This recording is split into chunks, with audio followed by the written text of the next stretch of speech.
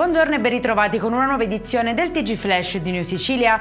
In apertura, rapina violenta a Pozzallo. Un 37enne è stato fermato e arrestato dai carabinieri dopo aver aggredito un anziano nella sua abitazione. L'uomo è entrato con una scusa, lo ha immobilizzato legandogli una cintura al collo e minacciandolo con un coltello, facendosi consegnare 100 euro, la fede nuziale e l'orologio.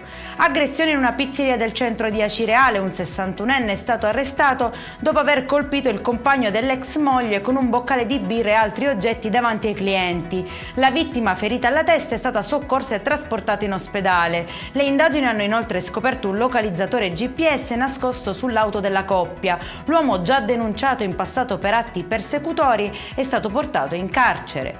Analogo episodio anche a Caltanissetta, dove un 47enne che non accettava la fine della relazione ha perseguitato l'ex compagna con minacce, molestie e chiamate insistenti, fino anche in questo caso all'installazione di un GPS sull'auto. L'uomo, finito poi ai domiciliari, avrebbe anche aggredito il padre e il fratello della donna, intervenuti per difenderla.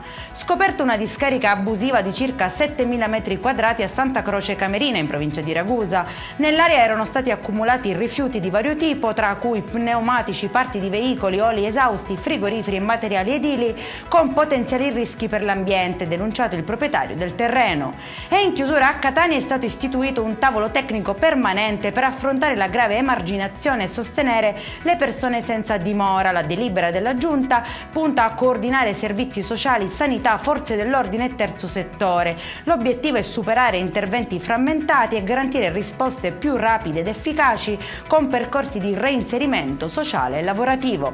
Per questa edizione è tutto, prossimo appuntamento alle 19:30. Buona giornata.